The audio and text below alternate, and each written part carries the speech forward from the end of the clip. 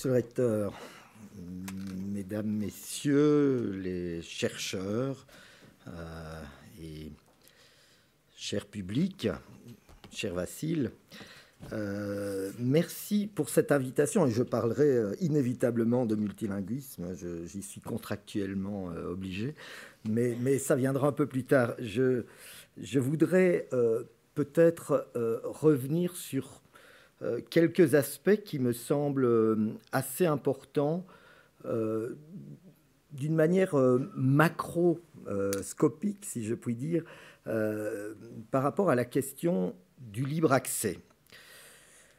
Nous ne serions pas ici, en effet, à discuter du libre accès si, il y a 28 ans, 27, 28 ans, à peine une cinquantaine de kilomètres à vol d'oiseau, deux scientifiques, un physicien, Tim Berners-Lee, et un ingénieur belge, Robert Caillot, n'avaient eu cette idée d'associer la technologie hypertexte, qui était en développement depuis déjà le début des années 1960, au protocole TCP/IP. Alors, je vais devoir utiliser des mots d'anglais, ces protocoles eux-mêmes issus de ce principe de commutation des paquets de données qui avait été mis au point initialement d'ailleurs par un ingénieur français qui s'appelle toujours, il est toujours bien vivant, Louis Pouzin. Donc, c'est ce qui a donné la technologie que nous connaissons tous sous le nom d'Internet.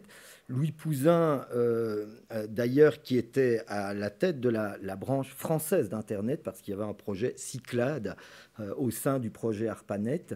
Et en 1976, le président de la République française, je ne peux pas le citer, mais vous le retrouverez facilement, a décidé d'arrêter les crédits de recherche pour Cyclade parce que, sous pression sans doute des PTT, il a voulu donner la priorité au protocole X25, c'est-à-dire au Minitel. Quelle clairvoyance. Donc, toujours est-il que donc nos deux amis, Berners-Lee et Caillot, ont eu cette idée d'imaginer un autre mode de communication dans l'échange des données. Ils l'ont fait à des fins scientifiques. L'objectif était bien, l'objectif à la naissance de la révolution numérique que nous connaissons tous et qui a transformé nos vies, et pour les moins jeunes d'entre nous ici présents, on le mesure sans doute encore davantage. Mais c'est bien un projet scientifique, et même c'est un projet, je dirais, de volonté d'organiser les échanges d'informations entre scientifiques. Donc c'est exactement ce dont nous discutons aujourd'hui. Et c'est important, alors c'est peut-être une évidence, mais c'est quand même important de rappeler cette histoire au moment où, pendant 2 jours, vous allez échanger sur la question du libre accès. J'aime le dire en français, un libre accès, c'est 2 très jolis mots français. Quand Vassil m'a invité à un événement sur l'open access, j'ai cru qu'il voulait m'inviter à une partie de tennis. J'avais pas tout de suite imaginé. Mais donc, cette question de l'origine du web est importante. Il faut se situer, me semble-t-il, par rapport à ça. Il ne faut pas oublier le reste de l'histoire. Et le reste de l'histoire, c'est le fait qu'aujourd'hui, qu'après ces premiers pas, on a très vite, à travers la naissance du web, la production de terminaux intuitifs, séduisants. Il y en a beaucoup sur les tables ici. l'apparition et l'engouement pour les réseaux sociaux qui ont finalement marqué, toutes ces évolutions ont marqué une époque d'euphorie numérique croissante. De plus en plus, il nous a semblé que la promesse des pères fondateurs de créer un autre monde à travers Internet devenait réalité. Ces fondateurs historiques, d'ailleurs, réunis au sein d'un certain nombre de sociétés, savantes, dans certains cas, plus économiques dans d'autres, je pense notamment à ETF, ont continué à défendre l'utopie du net, sincèrement convaincus pour la plupart que l'Internet allait changer le monde pour le meilleur. Prônant un certain libertarisme, craignant le contrôle étatique des contenus échangés sur Internet, ils se sont opposés à toute forme de régulation. Et les entreprises de la Silicon Valley, ce qu'on appelle aujourd'hui le GAFA ou le GAFAM, quand on ajoute Microsoft, leur ont emboîté le pas en promouvant un modèle de multipartisme, ce que l'on appelle en globish multi-stakeholderism, parce qu'ils considèrent que les développeurs, l'industrie, les utilisateurs et les États sont tous équivalents et doivent être associés sur le même pied, finalement, pour déterminer la gouvernance de l'Internet. Ça aboutit à une formule de neutralisation des acteurs, des acteurs représentatifs en tout cas, notamment pour les démocraties. Il n'y a pas que des démocraties, mais pour les États démocratiques, ceux qui sont élus par le peuple, et qui a empêché cette neutralisation toute régulation, qui a permis donc le développement de monopoles sans limite, dont le pouvoir économique et d'ailleurs aussi, il faut bien le dire, le pouvoir politique, dans les faits, dépasse souvent celui de la puissance publique. Les pères fondateurs d'Internet n'imaginaient sans doute pas que la nouvelle société numérique qu'ils appelaient de leur vœu et qu'ils pensaient faire advenir verrait l'industrie s'entendre avec les composantes les plus sécuritaires de l'État-nation pour mettre en place le plus grand dispositif de surveillance individuelle jamais conçu, au-delà même des projections les plus folles de George Orwell. Alors, est-ce que ces pères fondateurs se rendaient compte que les grands principes cardinaux, comme celui de la neutralité du net, qui visait à garantir un accès égal au réseau pour tous les contenus, mais allait aussi faire le jeu, finalement, et profiter d'une manière inédite à un très petit nombre de compagnies et d'investisseurs, qui sont devenus aujourd'hui tous les personnes les plus riches au monde, provoquant donc l'émergence d'un hypercapitalisme économique, mais aussi d'un hypercapitalisme du savoir et des données. Mesuraient-ils, les pères fondateurs, que l'absence de règles communes allait encourager certaines puissances à développer leur propre substrat entrepreneurial, jusqu'à avoir à côté du GAFAM aujourd'hui un BATX pour Baidu, Alibaba, Tencent et Xiaomi, au risque de provoquer éventuellement un morcellement archipélagique de ce monde que l'on voulait en réseau. Avaient-ils compris, les pères fondateurs, que la gratuité n'existait pas et que s'il était possible d'hypnotiser les payeurs de manière incrémentale, un jour ou l'autre, le retour du bâton serait inévitable. Et c'est là, c'est dans ce moment, après l'euphorie digitale, que nous en sommes. Une période qui est beaucoup plus circonspecte, voire pessimiste, et pour certains même qui se traduit par une gueule de bois. Et dans toute cette période, toute cette diachronie, le mouvement du libre accès fait quelque part figure de gardien du temple initial. Tout au long de son histoire, alors je n'ignore pas les discussions, les disputatio, et il y en aura certainement, je vous le souhaite, ici, aujourd'hui et demain, mais pendant tout ce temps, les principes cardinaux du libre accès, le partage du savoir, la valorisation de la recherche comme fondement de l'espace public, sont restés vraiment au cœur de la démarche. Et la croissance, d'ailleurs, du modèle a été permanente, elle a été constante. Alors, elle n'a pas toujours été aussi phénoménale que dans d'autres secteurs issus de l'économie numérique, mais sa progressivité est indiscutable, y compris en termes de gains de part de marché. Et donc, à propos de cette cohérence que je qualifierais d'idéologique au sens propre du terme, je voudrais risquer une hypothèse qui est peut-être un peu audacieuse, mais qui me paraît intéressante par rapport à une réflexion épistémologique sur ce qu'est le libre accès. Pour moi, la capacité du libre accès à rester en cohérence avec lui-même, en dépit de ce que j'ai pu décrire pour la plupart des autres secteurs, est due, alors, probablement d'autres raisons, mais est due notamment à deux facteurs. Et le premier, c'est la délibération. C'est-à-dire le fait que l'idée de rendre publique la production intellectuelle de chercheurs s'inscrit par définition dans un cadre procédural et donc a dû être perpétuellement mise en débat au sein de ce même cadre. Elle a généré constamment des échanges au sein de la communauté scientifique et à nouveau, dont preuve, vous êtes réunis pour cette même raison.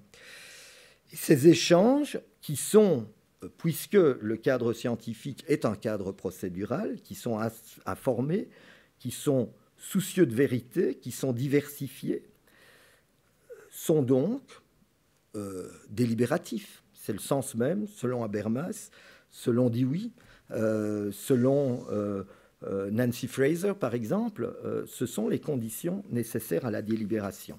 Alors, ça n'a l'air de rien, mais réfléchissons.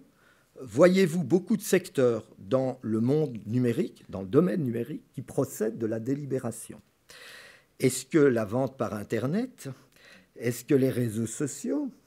Est-ce que le data mining procèdent aujourd'hui? Est-ce que leur logiciel, si je puis dire, est basé sur la délibération? Et donc, toute l'histoire d'Internet est marquée par la volonté d'une extension quantitative du domaine de l'information, mais jamais d'une évolution de sa dimension qualitative, à l'exception de ce que vous faites, à l'exception du libre accès. L'autre facteur, me semble-t-il, qui a joué un rôle important, c'est la place que prend de manière explicite l'argent public dans la production scientifique et donc dans le modèle économique de la publication en libre accès. L'argent public n'est pas, bien sûr, absent de l'industrie numérique en général. Il est d'ailleurs le résultat, je l'ai rappelé tout à l'heure, d'investissements publics au départ, mais ça apparaît peu. On a oublié cette origine, on n'identifie pas bien la commande publique ou la part de la commande publique dans ce qui devient finalement des gains privés. On tait les aides d'État, qui sont pourtant une réalité. L'Organisation mondiale du commerce a le plus grand mal à arriver à se mettre d'accord sur une régulation des échanges électroniques, enfin des aspects économiques des échanges électroniques. Et on a aussi beaucoup de mal à identifier les bénéfices, les gains tirés de la dérégulation fiscale. Donc, la partie publique du financement de l'Internet en général n'apparaît pas, sauf dans le domaine, encore une fois, du libre accès, où l'argent public est assumé, il est valorisé. Et j'imagine que vous regrettez, vous aussi, qu'il n'y en ait pas assez, mais ça, c'est un autre débat. Par contre, la toile de fond qui veut que cet argent public soit assumé a pour conséquence, me semble-t-il, qu'on ne fait pas l'impasse sur la notion de bien commun, puisque ce que l'on gère tous à travers le libre accès, c'est aussi, pour une bonne part, cet argent qui est issu de la communauté. Donc, à travers le libre accès, la science, à l'ère numérique, à l'ère globale, a toujours bien, me semble-t-il, une conscience. Mais il serait dangereux de se reposer sur ses lauriers et de considérer cet acquis comme définitif et comme pérenne.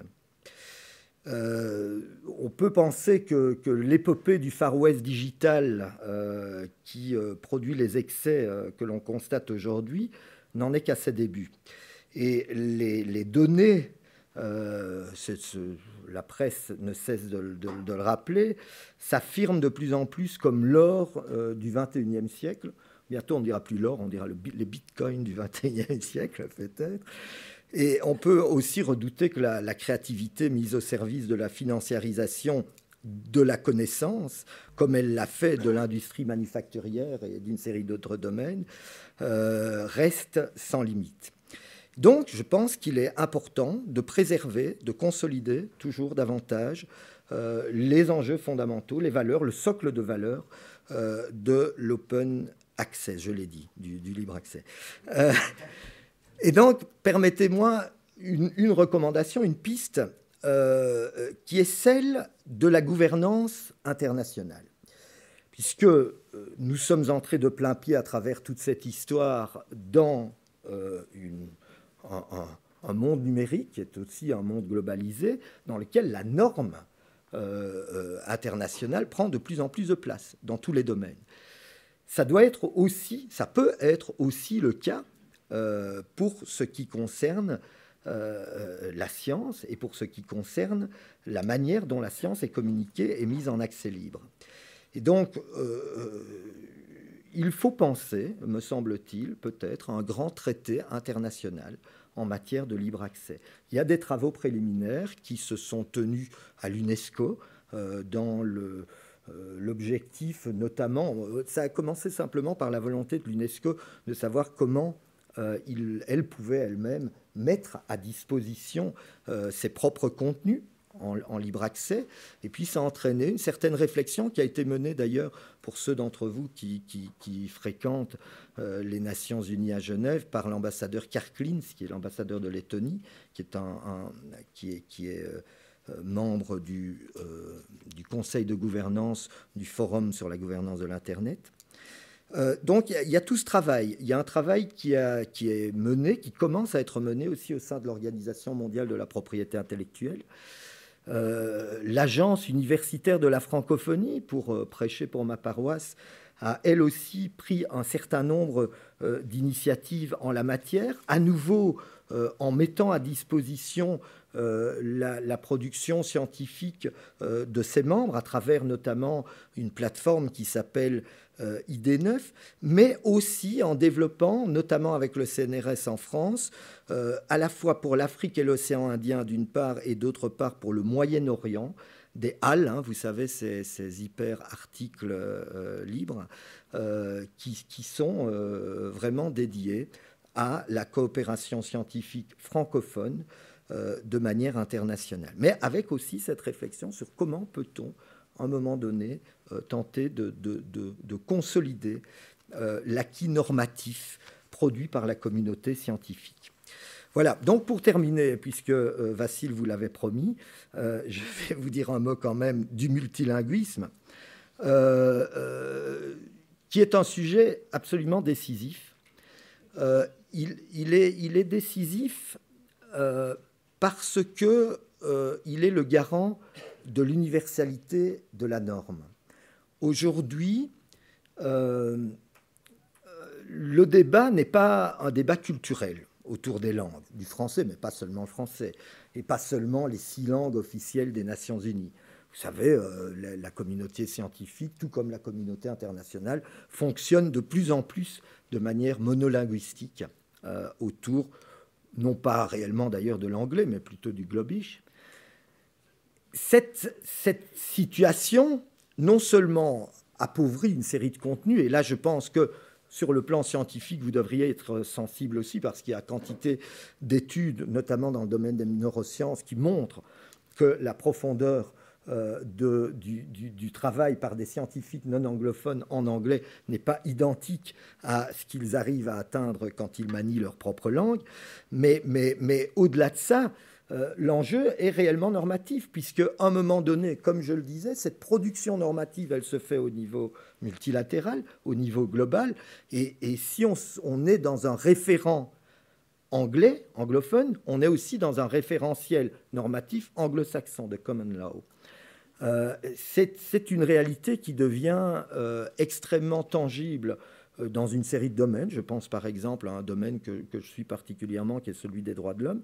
Et c'est inquiétant. Je croisais, et je termine par ça, j'ai croisé récemment, lors des journées de la francophonie économique et numérique, le patron de IBM Europe, qui est un Anglais, et qui me disait qu'il était décisif pour les francophones de produire en français, sur le plan politique, sur le plan de la négociation internationale, sur le plan scientifique, pour une raison toute simple, qui est l'intelligence artificielle.